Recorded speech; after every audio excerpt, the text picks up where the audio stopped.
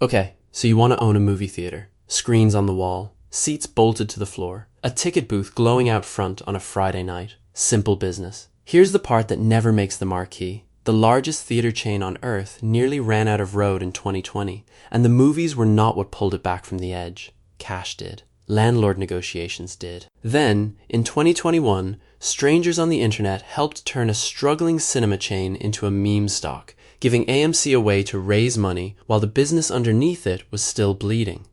That is not a footnote. That is the whole industry, hiding in plain sight, dressed up as popcorn and previews. By the end of this, you'll understand why your ticket barely pays for itself. Why the real war happens at the snack counter, not the box office. Why the company holding more screens than any competitor on the planet can still end up 1 week summer away from another refinancing fight, and why it has warned investors about that risk in writing. Theaters come in 3 sizes, and each one is a genuinely different bet. A small independent, the kind that takes over a single storefront with 2 screens, can run $500,000 to $1.5 million. Cheap enough that a determined couple with a bank loan can actually do it. Move up a tier, and the math changes fast. A real multiplex, 6 to 10 screens, anchoring a strip mall or sitting inside a shopping center, can run anywhere from $5 million on the low end to $25 million for a newly built version loaded with heated recliners and premium sound. Construction alone on a ground-up 10-screen building can run $400 to $500 a square foot. On a 45,000 square foot building, that is $18 million before a single projector goes in the wall. Land, permits, and parking are not in that figure either, and in most, they are not small. Then there is the flagship tier, the kind built to set records rather than turn a profit on its own. Seoul's Lotte Cinema World Tower opened with 21 screens and more than 4,600 seats, including a screen 34 meters wide. Nobody discloses what a building like that really costs. Somebody paid for it anyway, and that number almost certainly clears 9 figures once you count the land under a tower in central Seoul. Equipment is where first-time owners usually get surprised.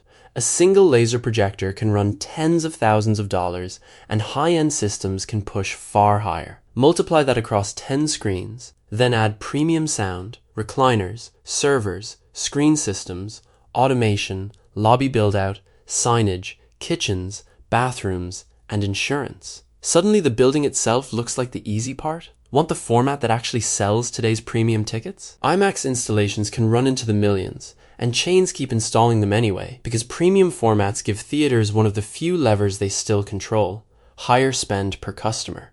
The building was never the expensive part. What is bolted inside it was. So the sticker price gets you a business license and a set of keys. It does not get you a survival plan. Every dollar above that hands you a lease, a loan, or both, and both come due whether the seats fill up or not. What decides whether you keep those keys past year 3 is not the number on the construction invoice at all. This is the part that breaks people's brains. The movie is not the business. You just paid to watch a product the theater barely gets to keep. Distributors and exhibitors split box office revenue on a sliding scale, and in the opening weeks of a major release, that split often favors the studio. Only as the weeks pass does the number drift back towards something closer to even. By then, the crowd that mattered has usually already come and gone. Say a ticket runs $15 on opening weekend. The theater's real cut can land closer to $6 or $7, and out of that thin slice still has to come staffing, electricity, insurance, rent, maintenance, and debt service. So where does the money live? Concessions. And the filings prove it in a way no anecdote can. AMC's own annual reports disclose the actual cost of the food and drinks it sells you. In recent years, that cost has sat around 20 cents for every dollar of food and beverage revenue. Strip out the accounting language, and you are looking at a gross margin near 80% on what gets sold at that counter. Compare that to admissions, where a major portion of every dollar walks straight out the door to a studio in Burbank or Culver City before the popcorn machine has even finished a batch. Concessions usually make up only a minority of total revenue. They generate a much larger share of the actual profit. Tickets bring in the bigger headline number. The counter brings in the bigger margin, and margin, not revenue, is what pays the electric bill. Put another way, without the snack counter, the ticket price would have to do far more work than audiences would tolerate. Sit with that for a second. You are not funding a cinema that happens to sell snacks. You are funding a snack operation that uses the movie as the reason you walked through the door in the first place. Every incentive in the building, from the lobby layout to the trailer timing to the combo meal sign glowing above the counter, is built around getting you to buy something before the screen goes dark. Picture a theater manager on a Friday night in early July. Every seat in the building is sold. A line snakes past the ticket kiosk and into the parking lot. By any normal measure of business, this is the best night of the month. That manager knows something the crowd does not. Most of what is ringing up at the box office tonight belongs to a studio, not to the building he is standing in. The full room is real. The profit from it, tonight specifically, is thin. The industry built around that thinness deliberately. The sliding scale is the first machine. A distributor sets the split high in week 1, when demand is guaranteed, then lets it fall in later weeks, when the theater is doing the harder work of keeping a film alive past its opening rush. That structure rewards a theater for holding a picture longer instead of rotating in something fresher. It shapes what stays on your local screen weeks after release, whether or not it is still the thing people actually want to see. The second machine is sitting right next to the first, and you have walked straight into it without noticing. The ticket price is set low enough to pull in the moviegoer, who will only show up if admission still feels reasonable. That same price also pulls in the person who will happily spend $20 more once they are standing in the lobby. Both people enter through the same door. Only one of them pays for the building. It is the same logic behind a game console sold near cost, so the games attached to it can carry the real margin. Sell the ticket close to break even. Make the actual money on what comes after. Then design every hallway, trailer, menu board, and combo sign to make after feel unavoidable. Premium formats push the same lever harder. On certain major releases, IMAX and other premium large formats can take an outsized share of ticket revenue because they do not need more people to create more money. They need the same people to spend more once they have already decided to leave the house. That is why premium screens matter so much now. They turn attendance into pricing power. None of this makes the theater a villain. It makes it a business solving an honest math problem. How do you cover a building that costs millions to run every year, whether 80 people show up or 800, when the product drawing them in was never fully yours to sell in the first place? September 7th, 2022. A courtroom in the Southern District of Texas. Cineworld Group, the British parent company of Regal Cinemas, the second largest theater chain in America, filed for Chapter 11 bankruptcy protection. Nearly $5 billion in debt sat on the company's books. To keep the projectors running through the case, Cineworld arranged debtor-in-possession financing worth almost $2 billion, an emergency loan structure designed to keep the company operating while bankrupt. One detail makes this collapse different from a simple pandemic casualty. A meaningful piece of the pressure came from a deal with nothing to do with showing movies. 3 years earlier, Cineworld agreed to buy the Canadian chain Cineplex, then walked away when COVID hit. Cineplex sued. A court awarded Cineplex more than $1 billion Canadian in damages over the abandoned merger, a legal bill for a deal that never even closed, stacked on top of every other pressure already squeezing the business. The mechanism that made this industry survivable for a century, thin margins on tickets, real margins on concessions, turned lethal the moment foot traffic dropped. Less traffic meant less concession revenue. Less concession revenue meant less cash to service debt. And much of that debt existed because chains had been expanding,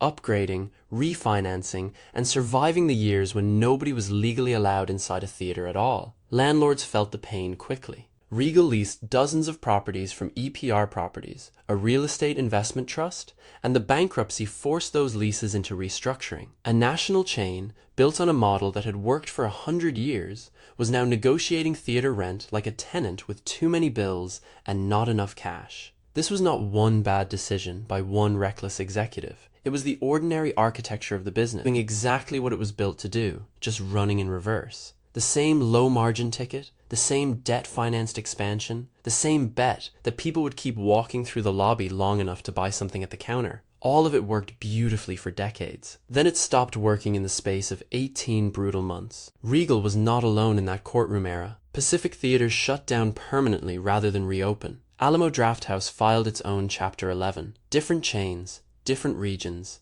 different balance sheets, same underlying math, same door at the end of the hallway. Here is what should worry anyone thinking about buying in today. Regal was not some struggling regional operator nobody had heard of. It was the second biggest name in American cinema, backed by a publicly traded parent with decades of history, and it still ended up in bankruptcy court. If the math can break a company that size, Size was never protecting anyone in this business to begin with. A Pew Research survey conducted in summer 2025 found that only 53% of American adults had seen a movie in a theater in the previous year. Break that number down by age, and it gets sharper. 67% among adults under 30, 39% among adults over 65. The habit is not disappearing all at once. It is thinning generation by generation. Domestic box office for 2025 landed around the high $8 billion range, a modest improvement over the year before, but still well below the pre-pandemic peak. Attendance tells the same story from another angle. Roughly 780 million tickets sold in 2025, still far below the old normal. The country has also lost thousands of individual movie screens since the pandemic, screens that simply never reopened. That gap has not closed. It has held for years, which is a different kind of problem than a bad quarter. A bad quarter recovers. A gap that refuses to close is a new normal wearing the costume of a temporary setback. Meanwhile, the debt taken on to survive those closed months never actually disappeared. It just moved further down the calendar. AMC has spent years refinancing, extending, exchanging, and restructuring obligations so the bill comes due later instead of immediately. That can buy time. It does not erase the math. This is not a hypothetical squeeze happening to some theoretical operator in a textbook. It is happening to the largest player in the industry, in public, while investors watch every refinancing and every weak film slate. Every earnings call becomes a negotiation over how much longer the runway can be stretched. Every new deal buys another year, not a solution. Add the shrinking theatrical window on top. A movie once played exclusively on the big screen for months before showing up anywhere else. That exclusivity was the source of a theater's pricing power. Now the window can run weeks, sometimes less, and every time a major release proves it can move quickly to streaming without destroying its economics, studios gain one more reason to shorten the window again. None of this kills the business outright. What it does is remove the margin for error theaters used to have.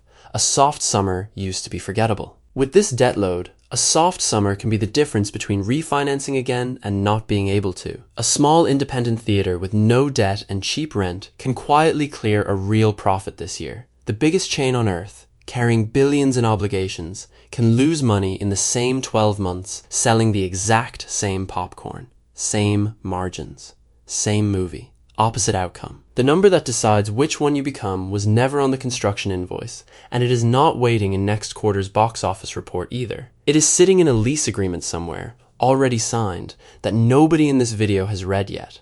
That is the document worth finding before you sign anything of your own.